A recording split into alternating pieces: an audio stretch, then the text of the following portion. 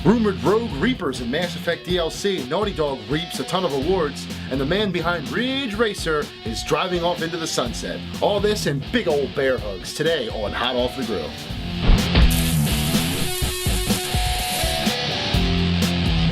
Hello and welcome to the June 30th installment of GamerNode's Hot Off the Grill. Senior editor Jason Fanelli is here once again to serve up the biggest and best gaming news from the past week. Hope you're hungry, it's time to eat. The Mass Effect 3 Extended Cut DLC launched this week, and the super sleuths on the BioWare social network have found some interesting information in the DLC's hidden files. The content's code mentions a mission where Shepard and crew must save a scientist from a colony taken over by a Reaper known as Leviathan. Leviathan is separated from the rest of the Horde, and Shepard will have to stop him while rescuing the hostage. Could this be an unintentional look at Mass Effect DLC in the future? A Rogue Reaper would be an interesting twist, especially if Shepard could, let's say, convince it to join his cause as a war asset somehow. We'll have to wait and see for sure, but with San Diego Comic-Con only 2 weeks away, we won't be waiting very long. The Game Critics Awards, aka the Oscars of E3, have been announced for 2012, and one word comes to mind: Sony. Sony Computer Entertainment took home 7 awards, most of any publisher, and the PS3 hosts 15 winners, more than any other system. PS3 exclusive claimed 5 awards, including Best of Show, Best Original Game, Best Console Game, Best Action Adventure Game, and Special Commendation for Sound. Nintendo's Wii U took home Best Hardware, the excellent Unfinished Swan won Best Downloadable Game, and Halo 4 took home Best Online Multiplayer. The full list of winners can be found on GameCriticsawards.com, but don't forget to check out GamerNode's Best of E3 awards to see what other games deserve plenty of your attention.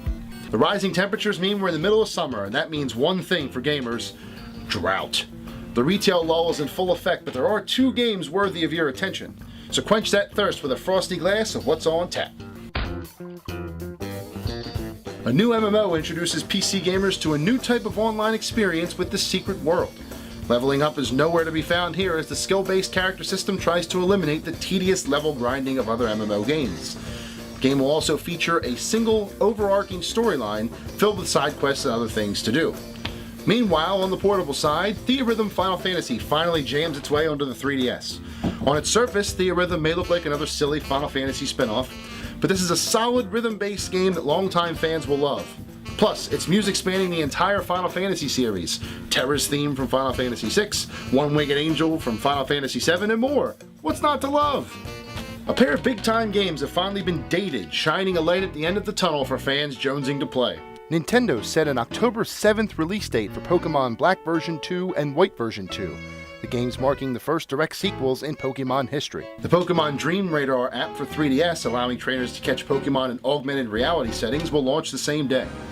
Elsewhere in PC land, ArenaNet's Guild Wars 2 is finally launching on August 28th. This is huge news to a fan base who until now only had "it'll be out when it's ready" to go on for 5 years of development. ArenaNet will hold one more beta weekend in July, so your chance to play may be even sooner. I personally love release date announcements. Publishers can reveal all the information, screenshots, trailers, teasers they want, but until I know when the game is coming out, all I can say is, "Oh, that looks cool. Shame I can't play it. What am I supposed to do with this stuff?" Release dates, in my opinion, are the most important announcements a publisher can make, and Poke fanatics and Guild Wars aficionados finally got that all-too-important info this week. Sony announced this week that Kaz Hirai, the longtime chairman of the Sony Computer Entertainment Division, is stepping down from the post. Hirai was recently promoted to president and CEO of all of Sony, so it seems he's tightening his focus on more than just Sony's PlayStation brand. Well, this may seem disappointing, as we'll no longer hear things like "hit the weak spot for massive damage" and "RIIIIIDGE RACER." This is only a good thing for Sony as a whole. Hirai was a key component in PlayStation's rise to gaming supremacy, so putting him in the head of the entire company is a logical step in fixing Sony's plethora of financial issues. I hate to see him go, but hopefully Mr. Hirai can do for the parent Sony what he did for the child PlayStation. Good luck to you, sir. Space Marines. The UNSC. The US Marines. Whatever kind you think of, a Marine is a hardened soldier, a fully capable instrument of war. But not all the time.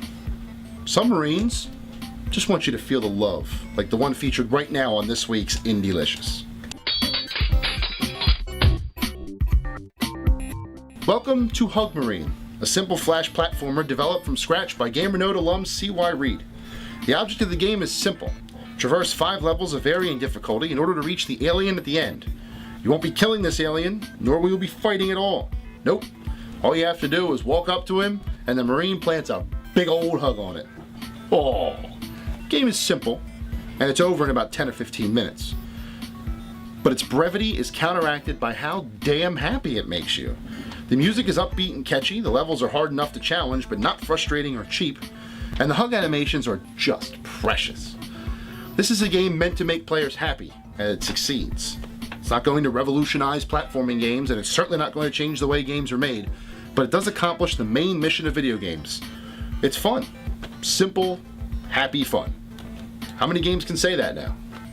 Hug Marine, I'm feeling the love. You are simply Indie-licious. And with that gooey, Indie-licious dessert now finished, our kitchen is closed for the week.